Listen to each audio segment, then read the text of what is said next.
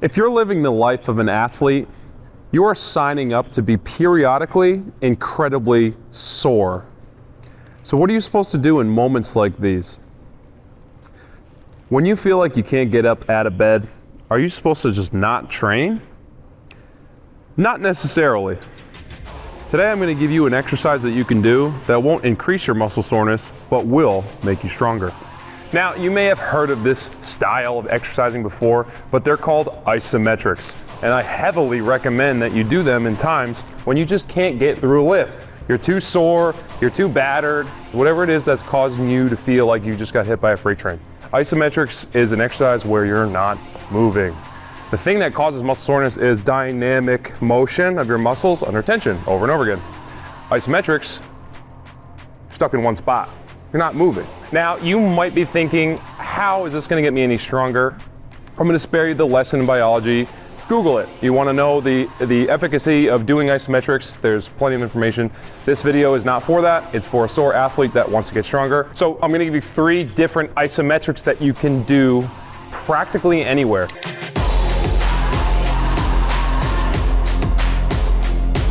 The first exercise I'm going to show you is an extreme isometric split lunge. Now, what makes this extreme is how low I am, how bent my front leg is, and also how far back and how straight my back leg is. You're gonna wanna grab a timer and set a goal and see if you can surpass it. You're gonna wanna stay here until you're shaking and fighting to stay up. And very important to know, when you fail, I want you failing down to the ground, to where getting up is an extreme hassle. Now, I know this whole video is about athletes who are sore, who want to strength train. You're gonna feel like absolute death for the next 5 minutes if you hold a split lunge for a near max or maximal amount of time. But I promise in 5 minutes, you'll feel right as rain. Most of you, if you've never done this before, 1.5 minutes is gonna feel like an act of war. If you're pretty strong, I think 3 minutes straight at the exact setup that I just showed you is impressive. But if you're really a freak of nature, if you can hold this position for 5 minutes straight, I guarantee you, you are rare.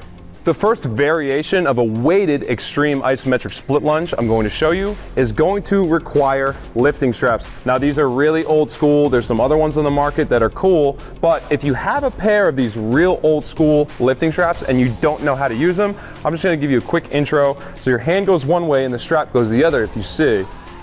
And then what you're gonna wanna do is just reach your fingers and notice how close my wrist is to these kettlebells. And I'm gonna start bringing the strap all the way through. And then I'm gonna pretend I'm on a motorcycle and I'm gonna start torquing like this, like I'm trying to rev my engine. Now, if you notice, they're really tethered to my wrists and it's requiring a lot less grip strength in order for me to hold these weights. Like I said before, the weighted extreme isometric split lunge, I'd like you to pick a weight that's going to make you fail some point around 45 seconds. And you're gonna do 3 sets of this. Okay, so here I'm gonna start my little timer. I'm gonna get right in. And if you notice, the same exact setup as before, but now I'm just holding 2 kettlebells in my hands. The object of this, I'm trying to get to 45 seconds without dropping. And ideally, I wanna be fighting for my life by the time I get to 45 seconds.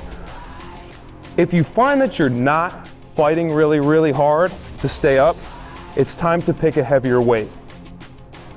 So the very last variation of the weighted extreme isometric lunge I'm going to show you, if you don't have lifting straps, you're finding that your grip keeps failing because you're trying to do it without lifting straps. This is another one, perhaps the most dangerous one. Do not do this if you don't have a squat rack with safety pins. It's a terrible idea if you were trying to do this outside of a safety rack with just a free barbell on your back and you're trying to hold this position for a long time. Don't do this. If you do have a squat rack with safety pins, it's very safe. What you're gonna do is you're gonna just unrack the regular 45-pound bar. You're gonna get down into position and then you kinda wanna eye up. All right, where does the bar sit relative to the holes in the squat rack to where I'm gonna put my safety pin? Okay, so now you're nice and safe. You don't have 135 pounds on your back, you have 45 on your back. A lot safer. Okay, I have a good read and exactly where I'm going to need to put my safety pins. There's all different types of safety pins. These are a little archaic, you know, kind of old school. Most modern gyms have a bit of a nicer safety pin than the ones we got, but we're a big function over form here at the Good Drill Emporium. If it works, we'll use it. So I was just right here at number 6. Now I know when I'm going to do my isometric, I'm gonna get down into 90 degrees on my front leg, and then when it's time to drop it, I'm only dropping it about that far. It's the safest approach that you can get. It's a bit of a setup, but it is very worthwhile if you do not have lifting straps and you just want to get jacked doing isometrics. Thank me later. You're going to put a barbell on your back inside the squat rack with safety pins, and you're going to hold the exact same isometric I just showed you. If you've noticed, I've preset these pins to where the bar is floating right above them, and I'm at that nice, super low angle here. Same time frame as the weighted isometric I showed you before. You're gonna wanna hold this position for 45 seconds, and you wanna pick a weight to where you're really fighting hard to stay up. Getting to 45 seconds should feel like a semi-impossible task, but once your timer reaches 45, then you're just nice and safe down on the pins, and you can hobble your way out of the squat rack stronger than you were before.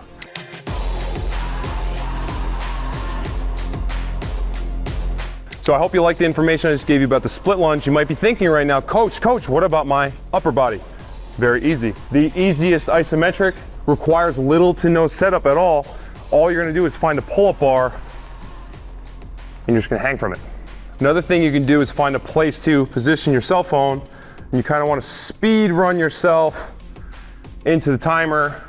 Find a place that's safe, your phone's not gonna fall on the ground, and you can set up your timer real quick and maybe start it in like the 2 seconds.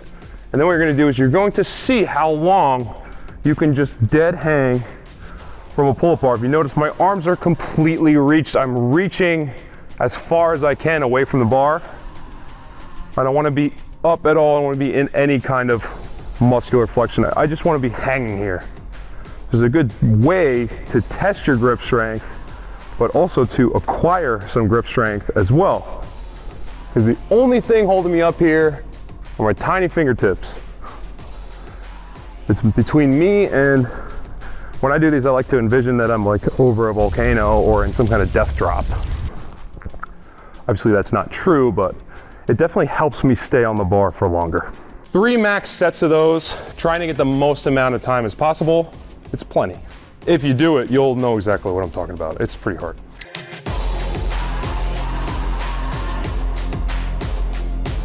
All right, the very last upper body isometric of the day I'm gonna show you is an extreme push-up hold. I'm not gonna sugarcoat this. This exercise is horrible. It feels terrible.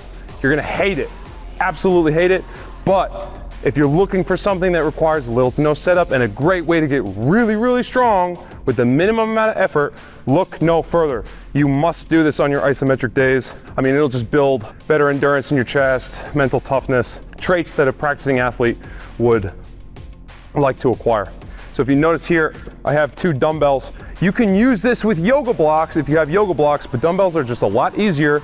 I mean, everybody's got a pair of dusty dumbbells lying around their house, or if you're going to a public gym to do this, just grab some big dumbbells off the rack. The bigger the dumbbell, the less chance they're gonna wobble and shake. You'll know what I'm talking about in a few seconds. So if you notice, I have them positioned like this angle, like so. That's gonna create more space for me to get my shoulders down, and all I'm doing, coming right down to the ground, and I'm just hovering.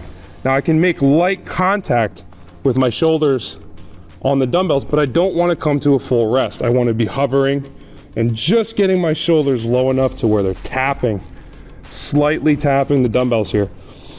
Another thing you really want to do is set a timer for this. And on the topic of time, it's like, how long do you think that you should strive for?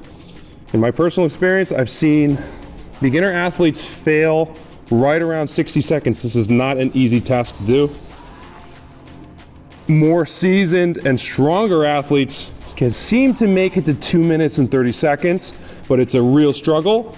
And again, just like I said in the beginning on the bodyweight isometric lunge, if you can do this for 5 minutes, I mean, you are living in the rare air, my friend.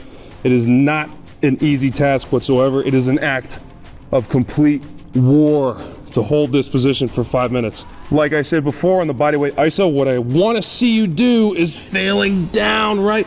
You just can't even think about pushing yourself off the ground.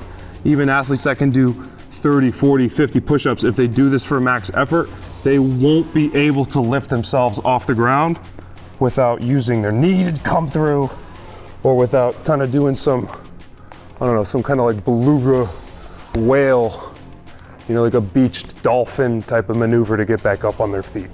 3 max effort sets of this, you'll be well on your way.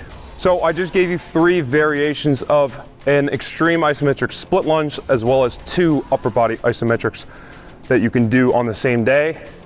If you're really cooking, you can get this done in sometime around 40, 45 minutes, which all in all is a pretty good investment of your time, especially if you're sore and you just can't seem to get through another lift. You've been lifting hard that week, but you still want to drag your butt to the gym. This is a very, very good idea to do for a multitude of different reasons.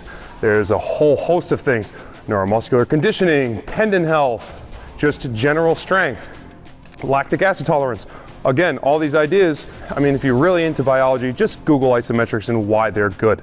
But these absolutely will make you a lot stronger with the least amount of cost to your energy expenditure for the rest of the week. Super solid idea. These 3 exercises make appearances in Good Drills, which is the ultimate basketball skills and strength training app that the world has ever seen. Give the app a try. There's a link to the app in our description.